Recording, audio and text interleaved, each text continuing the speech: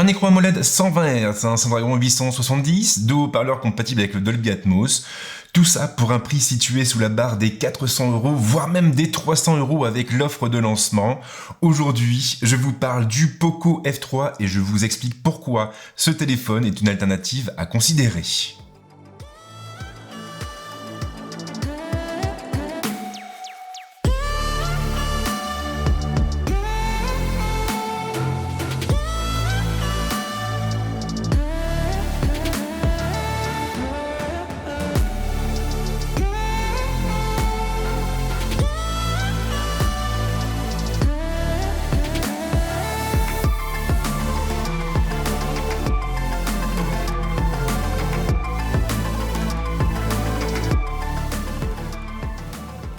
Alors je ne vais pas vous faire l'affront de vous présenter Pocophone, mais sachez tout de même que ce constructeur s'est fait un nom avec le Poco F1, un appareil qui avait pour particularité de tout miser sur la puissance. Depuis, le constructeur a pas mal étoffé son catalogue, il a notamment lancé un Poco X3 dont nous avons parlé récemment, et justement, dernièrement, il a présenté deux nouveaux appareils, le Poco F3 et le Poco X3 Pro. Aujourd'hui donc, on se focalise sur le Poco F3 qui va nous permettre de répondre à une question qui me paraît très importante.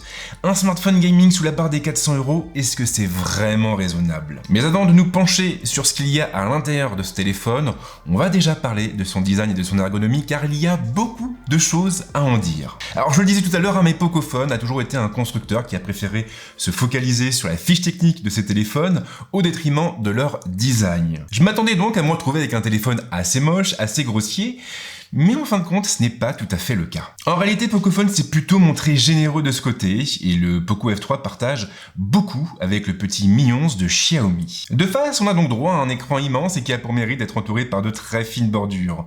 On a toujours un menton qui est un peu plus épais que sur les smartphones haut de gamme, mais il a tout de même été pas mal aminci par rapport aux précédents appareils de la marque. Le poinçon de son côté répond toujours présent et il est intégré en haut, au milieu de la dalle.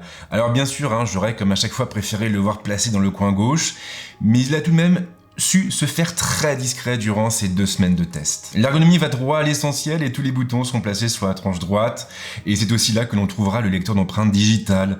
Un lecteur qui est plutôt réactif, mais qui n'est pas facile à trouver en aveugle durant les premiers jours passés en compagnie du téléphone. Le Poco F3 a pour particularité d'embarquer deux haut-parleurs qui ont l'intelligence d'être placés sur les tranches supérieures et inférieures. Alors je m'attendais à un son assez passable, mais ce n'est pas le cas. Le téléphone peut restituer en réalité un son très englobant et qui ne sature pas lorsqu'on le pousse. En revanche, il manque peut-être d'un poil de basse, mais c'est un avis assez personnel et donc subjectif. Et c'est finalement quand on le retourne sur lui-même que l'on pense au Xiaomi Mi 11. La ressemblance est frappante et on est très loin de ce que propose par exemple un Poco X3. Le dos est donc uni et brillant, du moins sur mon modèle puisque c'est la version noire qui m'a été confiée. Une version qui se montre assez salissante mais qui a tout de même un certain charme. De même pour le module photo qui reprend totalement l'identité visuelle de celui présent à bord du Mi 11. La pièce prend ainsi la forme d'un rectangle au coin arrondi avec un système de 2 plaques collées l'une à l'autre.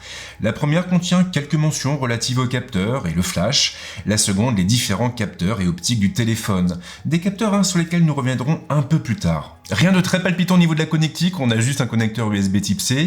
Quant au slot, il pourra accepter 2 cartes nano SIM et il fait donc aussi l'impasse sur le micro SD. La philosophie de Pocophone, c'est donc de proposer le plus de puissance possible au prix les plus bas. Un prix qui, en l'occurrence, ici, tourne autour des 360 €, sans prendre en considération l'offre de lancement qui a été mise en place par le constructeur. Une offre de lancement qui place le téléphone sous la barre des 300 €. Et je vous demande de bien garder ce prix en tête pour tout ce qui suit. L'écran pour commencer de type AMOLED avec une diagonale de 6,67 pouces et une définition en Full HD+. Elle est compatible HDR10+, et elle propose un taux de rafraîchissement de 120 Hz, avec un taux d'échantillonnage tactile de 360 Hz. Le tout est protégé par une vitre traitée au Gorilla Glass 5. Si cette dalle n'est pas la plus belle du marché, elle reste tout de même enthousiasmante, et ce, que ce soit dans un cadre purement gaming, ou même pour du multimédia. Le Poco F3 est en effet très agréable dans cet usage, il ravira donc toutes les personnes qui regardent beaucoup de séries ou de films sur leur smartphone. Sans grande surprise, Pocophone n'a pas opté pour un Snapdragon 888 pour animer son téléphone, mais pour un Snapdragon 870, une puce qui a été présentée par Qualcomm en début d'année et qui est finalement assez proche du Snapdragon 865, tout en proposant une puissance légèrement accrue. Dans les faits, finalement, cela fonctionne bien, et même très bien. Le Poco F3 est réactif en toute occasion, et il n'aura aucun mal à faire tourner les jeux les plus gourmands. Remarquez, le contraire aura quand même été étonnant. Le Snapdragon 865 est déjà difficile à prendre en défaut, et on se doutait bien qu'il allait en être de même pour le 870. Bon point en revanche, la chauffe reste maîtrisée, et ce, même sur de longues sessions de jeu. L'écran c'est fait, la puissance aussi, il nous reste donc à parler de batterie, d'autonomie et de charge. Le Poco F3 embarque une batterie de 4520 mAh, et donc une batterie qui se situe dans la moyenne. Alors clairement, avec mes usages, l'appareil a tenu en moyenne entre une journée et une journée et demie. Attention en revanche, car si vous jouez beaucoup, et si vous jouez à des jeux très gourmands, alors l'autonomie chutera bien entendu en flèche, et cela n'a rien de surprenant. Et justement, le souci c'est que l'on trouve derrière une charge limitée aux 33 watts, il faudra donc se montrer patient, et le téléphone aura besoin de pas mal de temps pour se charger complètement. Alors bien sûr, c'est un petit peu agaçant, cela risque de frustrer les gens qui aiment bien recharger rapidement leur téléphone entre deux parties. Maintenant, on parle ici d'un smartphone qui est proposé, comme je le disais tout à l'heure, sous la barre des 400€ et même des 360€.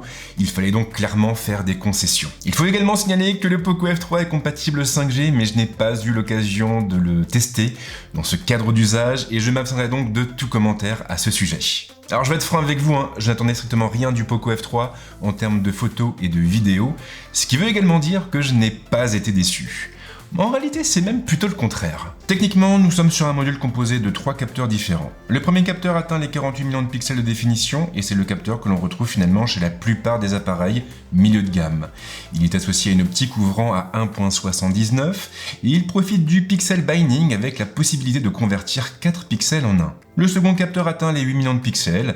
Il est associé à un ultra grand angle ouvrant à 2.2 et offrant un champ de vision de 119 degrés. Le troisième capteur ne dépasse pas les 5 millions de pixels et il est couplé à une optique de type macro, ce qui ne surprendra absolument personne. La caméra frontale enfin atteint les 20 millions de pixels avec une optique qui ouvre à 2.45. Alors sans surprise, le Poco F3 fait l'impasse sur le zoom, mais le moment est bien entendu venu de nous focaliser sur ce qui compte vraiment et donc sur les images. De jour, le Poco F3 peut obtenir des résultats assez corrects avec un niveau de détail auquel je ne m'attendais vraiment pas.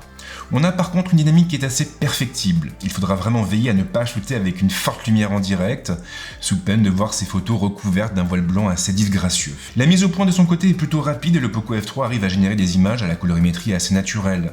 Même chose pour la profondeur de champ qui permet d'isoler naturellement un sujet et qui offre une fois encore un rendu assez naturel. En intérieur, la situation va très vite se compliquer, surtout sur des scènes de contre-jour ou avec d'importantes variations lumineuses. Le Poco F3 aura en effet tendance à très vite brûler les blancs. En revanche, il pourra tout de même obtenir des résultats corrects pour peu que l'on prenne le temps de bien se placer. En extérieur, on conserve une qualité correcte lorsque le soir commence à tomber, mais on perdra inévitablement en détail à mesure que la nuit avancera. 3 focales sont donc proposées, et malheureusement, seul le grand angle vaut réellement le détour. L'ultra grand angle, moi je trouve qu'il a tendance à beaucoup lisser les photos. Quant au zoom, ils sont complètement anecdotiques et ils sont finalement là pour décorer. Rien qu'en passant sur un grossissement en 2 ou 3 fois, on perdra énormément en détail, et ce même en pleine journée. Les portraits m'ont beaucoup déçu. Une fois encore, le téléphone a tendance à recouvrir les photos capturées d'un voile blanc, comme ici avec Romy. Et le pire, c'est que la scène n'était pas compliquée et que je ne me trouvais pas en situation de contre-jour. Alors cela ne veut évidemment pas dire que vous ne pourrez pas shooter de temps en temps de beaux portraits, cela veut simplement dire qu'il faudra vraiment bien vous placer pour obtenir les meilleurs résultats possibles. Côté vidéo, le Poco F3 se limite à la 4K à une cadence de 30 images par seconde, il fait donc l'impasse sur les 60 fps, ce qui veut également dire que vous ne pourrez pas réaliser forcément de très beaux ralentis en post-production. Maintenant, il n'est pas forcément mauvais en vidéo non plus, tout en étant finalement assez loin de l'excellence. Clairement, les séquences manquent parfois de détails et la stabilisation reste perfectible. J'ai aussi noté par moments des effets de pompage assez disgracieux, notamment sur des scènes en mouvement. En pose fixe, en revanche, la situation est un peu meilleure, sans être non plus ébouriffante. Et le moment est venu de conclure ce test. Alors oui, je sais, je fais l'impasse sur la plateforme et c'est totalement voulu de ma part. Je l'ai déjà évoqué dans mon test du Xiaomi Mi 11 et je ne voyais pas l'intérêt de revenir dessus. Alors je vais être franc avec vous, à la base, j'attendais absolument rien du Poco F3. Pour moi, il s'agissait simplement d'un smartphone low cost de plus, comme on en voit souvent. Mais en l'utilisant, j'ai finalement compris mon erreur. Le Poco F3 n'est pas un smartphone low cost, ce n'est pas un smartphone milieu de gamme, ce n'est pas non plus un flagship.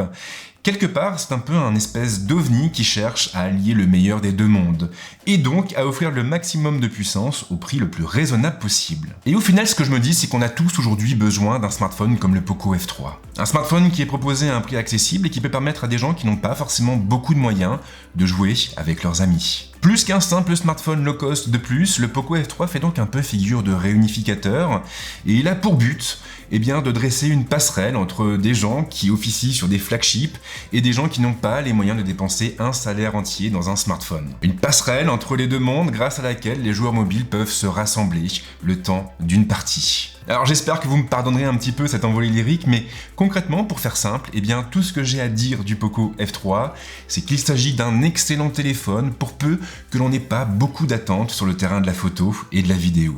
Alors c'est vrai, on est en présence d'un appareil qui fait la part belle au plastique, mais derrière on a une puce qui est puissante, on a beaucoup de mémoire vive, on a une belle autonomie, et puis on a surtout un très bel écran qui est aussi bien adapté au multimédia qu'au jeu.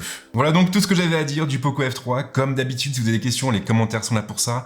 Et surtout, si vous avez aimé cette vidéo, pensez à la liker, pensez à la partager et pensez à vous abonner à la chaîne. J'ai vraiment besoin de votre soutien. Sans vous, je ne pourrais pas aller très loin. Quoi qu'il en soit, en tout cas, je vous souhaite de passer une bonne journée, un bon week-end et on se retrouve très vite. Ciao!